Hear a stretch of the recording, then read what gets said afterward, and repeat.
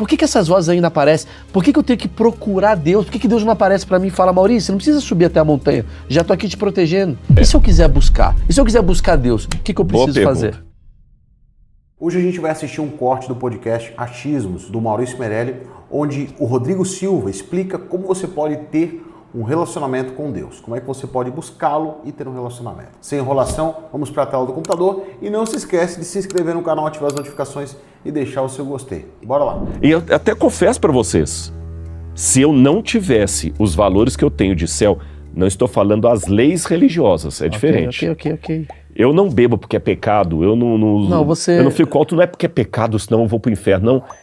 Eu não fico alto porque eu tenho algo a esperar, mas se a vida for só essa aqui, cara, eu Rodrigo, tô avisando pra vocês aqui de coração, eu seria o maior fumador de maconha e bebedor de tudo enquanto é coisa, porque eu não ia querer ficar sóbrio, porque a sobriedade é um saco.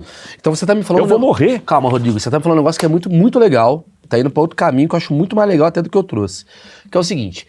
A gente tá vivendo hoje, ainda mais eu que tenho uma crise da meia-idade de 40 anos de idade, que é aquela coisa do tipo, tá, de um lado tá aqui os prazeres carnais, a vontade de você viver no mundo hedonista e tal, e desse lado, você tá me falando que assim, tem quase o mesmo efeito dessa droga, tem a droga que você vai usar maconha, vai beber, vai ficar muito louco, porque a sobriedade é chata. E aí você tá querendo me dizer de alguma maneira, eu queria entender como... que a palavra, o propósito religioso, ele tem o mesmo significado para a alma do que talvez isso aqui, só que de uma forma positiva. E como que você busca? Porque eu sei que se eu for no morro agora, eu consigo cocaína, bebida e o caramba, eu consigo me preencher desse vazio que é a sobriedade. Como? Porque tem muita gente que pode estar assistindo e falando assim, eu não confio no que ele está falando, eu acho papinho de igreja, bababá, esse cara quer me converter. Como que isso pega uma pessoa? Porque uma coisa é, a minha mãe morreu, Deus falou comigo, eu vivi um milagre, parece que o milagre ele aparece na vida das pessoas. E se eu quiser buscar? E se eu quiser buscar Deus, o que eu preciso fazer? Boa pergunta, e eu vou responder, mas eu quero pincelar uma frase que você colocou aí para chocar todo mundo agora. Pô, esse cara quer me converter? Quero. Sabe por que eu quero te converter? Não é porque eu sou um crente chato, não é porque eu te amo. Mas é a palavra de crente chato isso daí que você fez. sei. Isso é verdade. Mas a palavra de crente chato é a mesma palavra do cara da academia quando você tá gordo. Tá.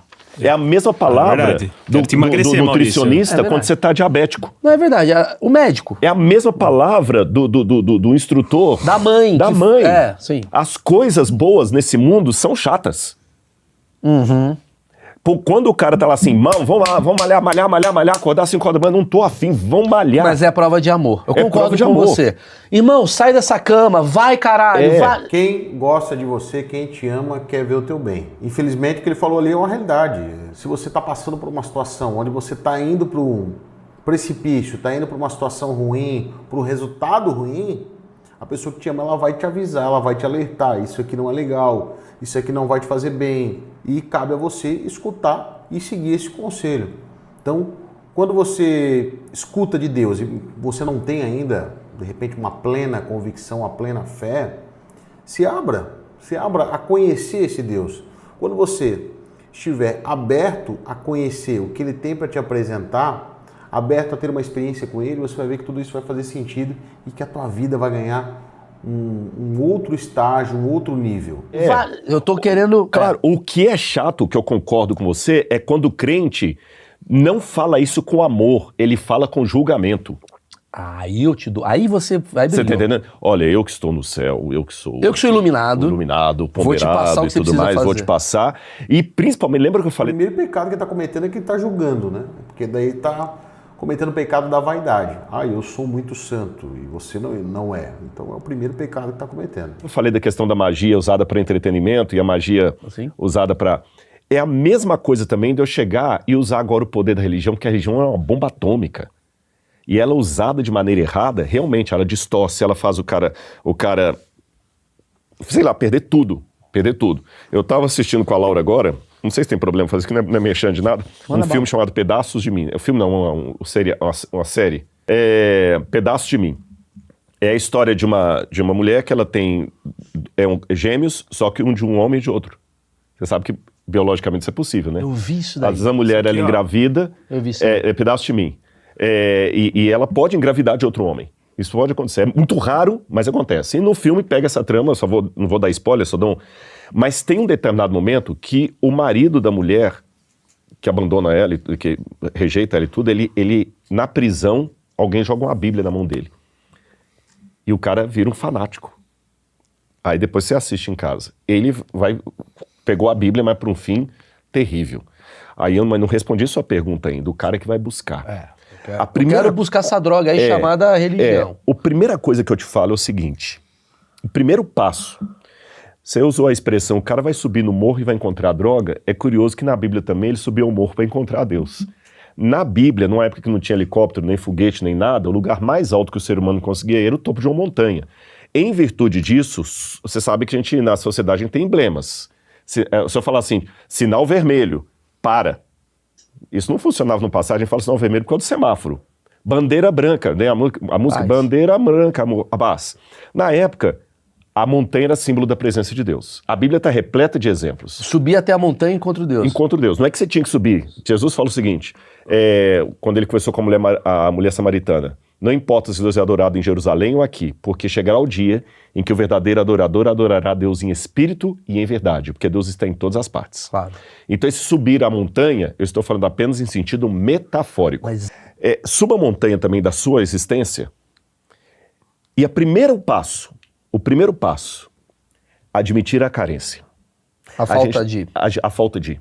Admita. Descobrir se eu... Tá faltando eu sou vazio. Coisa. Se quiser fazer comigo, eu faço. Eu tô vazio, Rodrigo. Tô vazio, exatamente. Primeira coisa. Eu tô. Tá vazio? Eu vou me converter hoje. Não, sério. Eu tô falando sério mesmo. Segundo passo. Porque quem acha que é autossuficiente, que não precisa de nada, de Deus, de ninguém, nunca vai entender a complexidade de Deus. Aliás, entender nós nunca entenderemos, porque Deus é transcendente, ele foge da nossa compreensão. Mas nunca vai sentir, nunca vai ter uma experiência, porque não se permite. Deus é um Deus que está aí para quem reconhece sua pequenez, reconhece sua limitação e precisa de um ser maior para guiá-lo, para conduzi-lo para o caminho do reino de Deus e também da felicidade.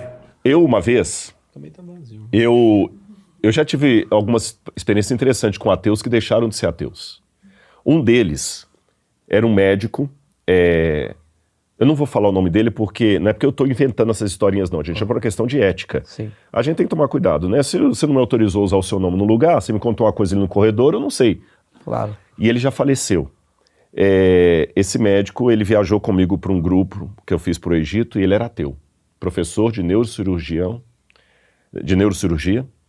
E quando eu estava com ele no Egito, no deserto, eu falei com o pessoal assim, gente, vamos fazer uma oração.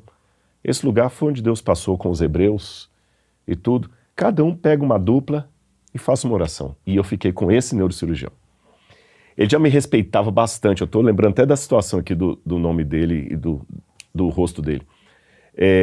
Porque quando eu falei com ele do papiro de Smith, do papiro de Elbers, que era de medicina, ele falou, opa, e eu citei o papiro, porque são tratados médicos que ensinavam até a trepanação. O que é trepanação? Quando se faz cirurgia cerebral e o sujeito fica vivo depois. O Egito praticava isso 3.000 anos antes de Cristo. Nossa. Aí eu puxei ele pro canto. Falei, fulano, eu sei que você é ateu. Se você não quiser orar, não tem problema, mas eu convidei você.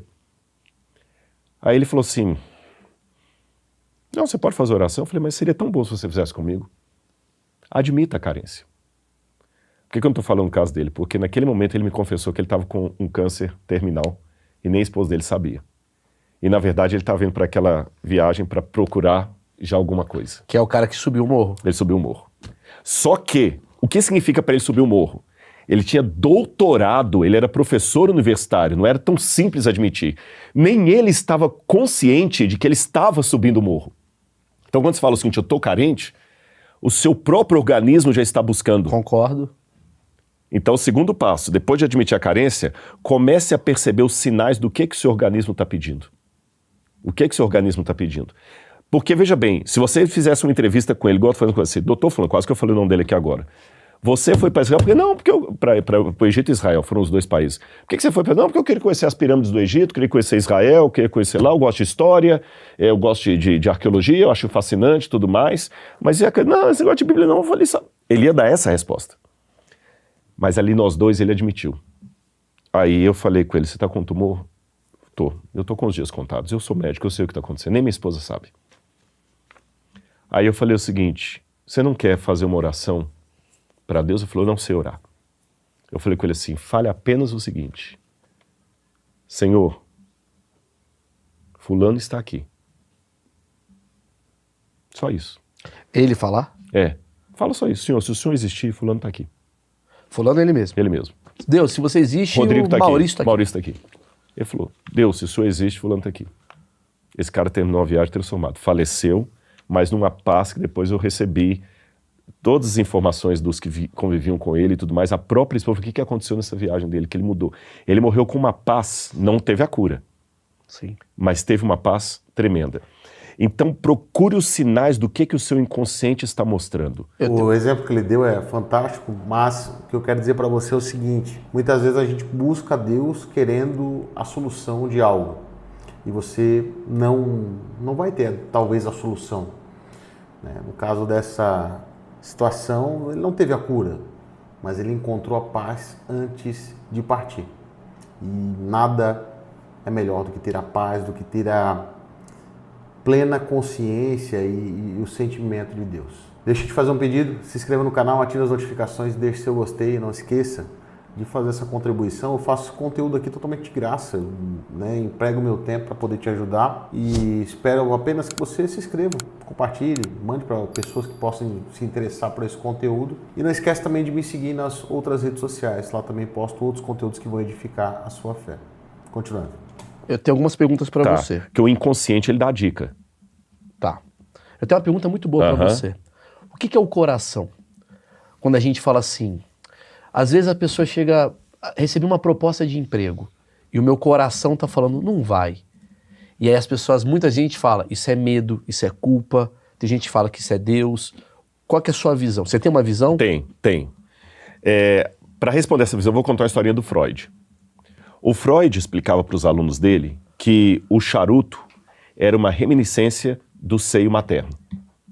Que a gente tinha que chupar alguma coisa. A ponta do charuto fase oral. Ali, a fase oral. Então ele falou, ali é a fase oral, tanto é que adultos trocam o seio materno pelo charuto. E um belo dia, essa história é real, não é fake news não, os alunos de Freud viram Freud com um baita de um charuto.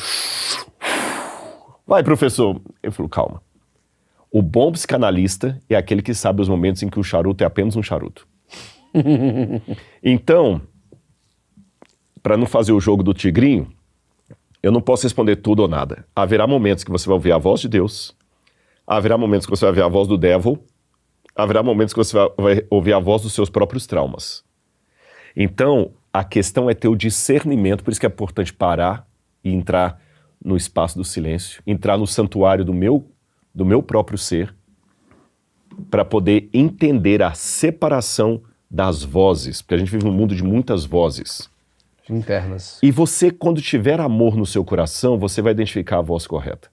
Se você não começar se amando e aprendendo o amor, você não vai para o caminho correto. É muito difícil, né, Rodrigo? Mas tudo é difícil. Nossa. Emagrecer é difícil, pegar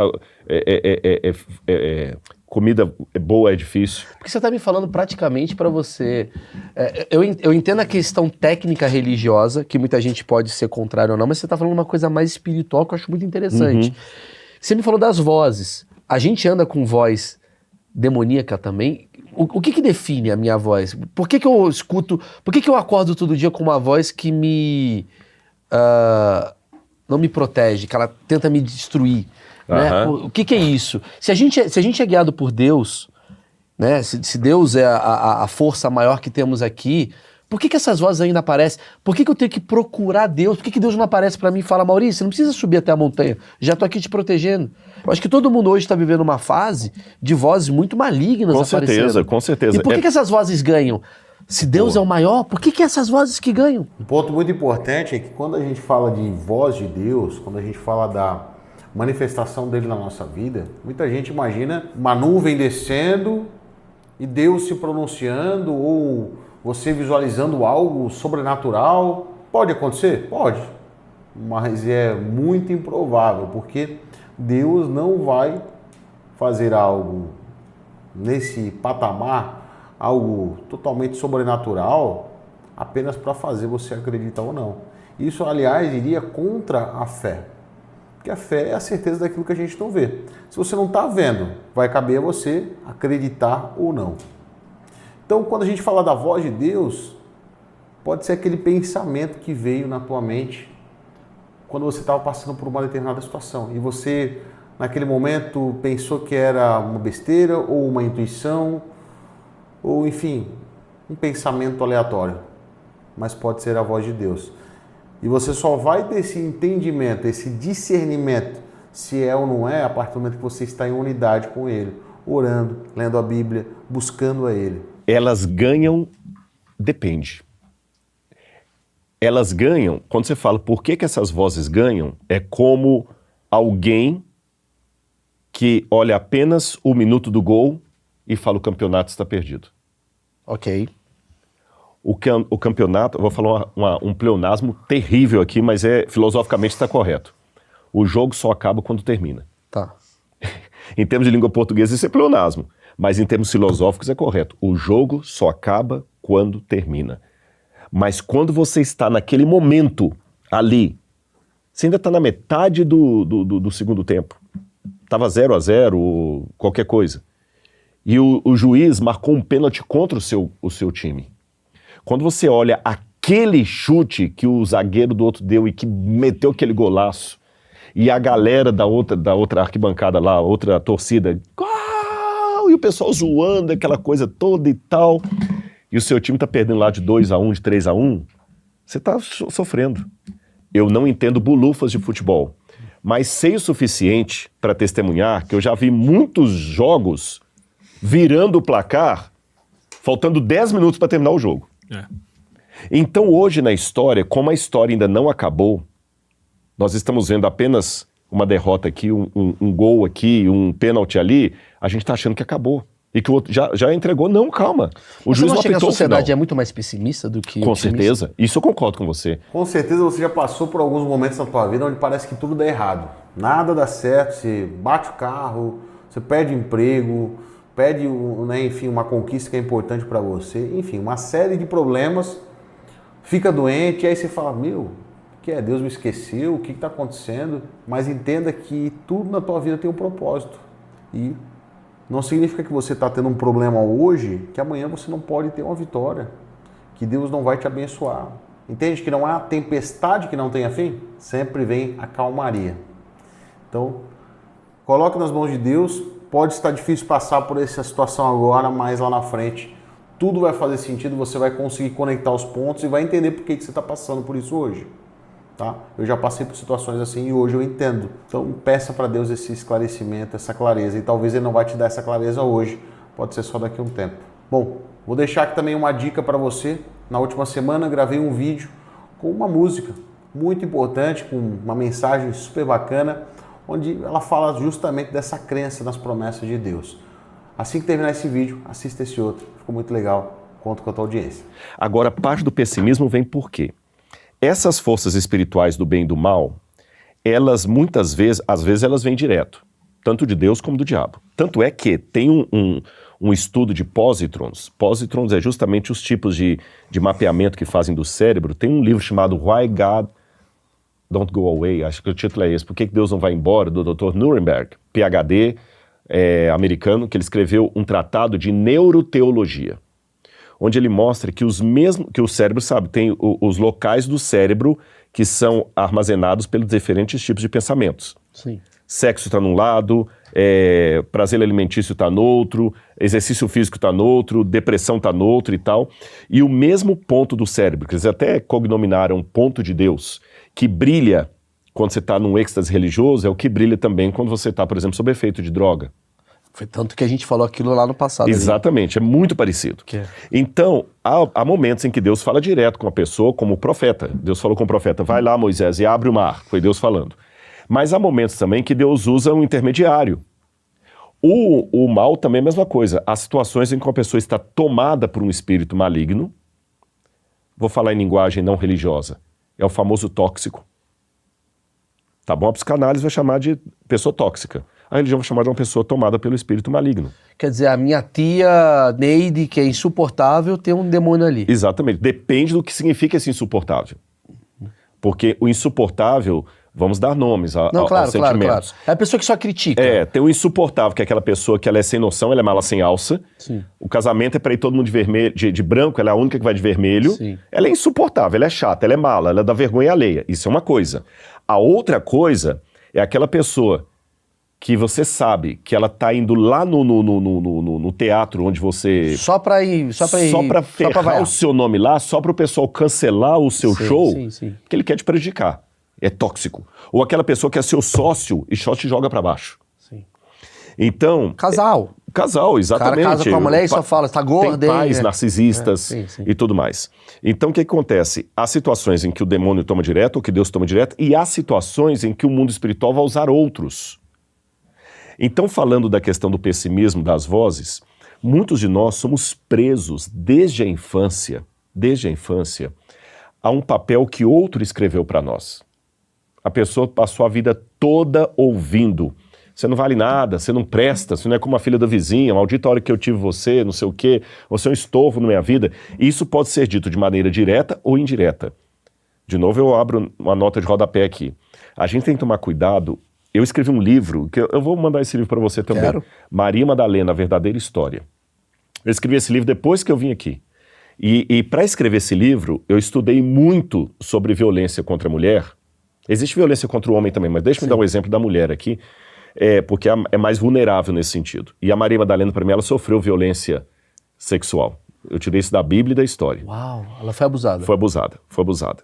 E uma das coisas que eu falo no livro ali, lendo muito, é que existem muitos tipos de violência que não deixam marcas nem evidências. Eu posso destruir uma mulher sem colocar o dedo nela. Claro. Eu não toquei, ela não tem como fazer corpo de delito, porque eu não deixei nenhum hematoma, não bati, você entendeu? Não cortei, mas coloquei um abuso psicológico tão grande que a dor que eu trago sobre a alma dessa pessoa é similar à dor física e talvez até pior. Porque a dor física, repito, também não estamos endossando.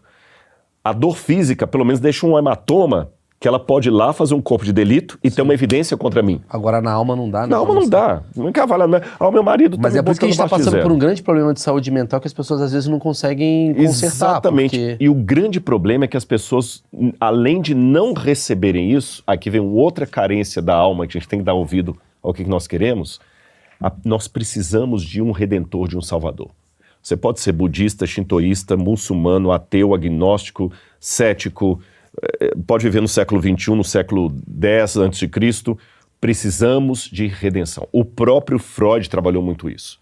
Um dos pontos em abertos da psicanálise de Freud é justamente aquilo que ele chama em alemão de culpa. O que acontece hoje? A gente está numa sociedade onde a todo momento a gente está se comparando. Isso gera uma série de frustrações, uma série de problemas da nossa vida, da nossa mente. Isso gera também uma carência, uma dependência. Portanto, Deus sempre esteve ali. E nesse momento, onde você tem a tecnologia aproximando o ser humano do conhecimento, ao mesmo tempo, essa tecnologia muitas vezes acaba afastando as pessoas e deixando elas cada vez mais doentes, cada vez mais dependentes e frágeis emocionalmente. Se você procurar Deus, Ele consegue curar e livrar você de toda fragilidade que você se envolveu. Bom, então aí a gente conseguiu ver como você faz para ter um relacionamento com Deus. Se você quer complementar algo a respeito do que o Rodrigo Silva falou, por favor, coloque nos comentários. Fale como é que é a sua relação com Deus, o que te permitiu ter essa experiência. Quero ouvir você e vou ter o maior prazer em conversar e dialogar com você. Não esqueça de se inscrever no canal, ativar as notificações, deixar o gostei e também faz uma gentileza. Eu tenho vários perfis aí, tenho no Instagram, tenho no TikTok, em outras redes sociais. Vai lá, segue e acompanha os meus conteúdos que também vão edificar você espiritualmente. Obrigado pela sua audiência, que Deus te abençoe e até a próxima.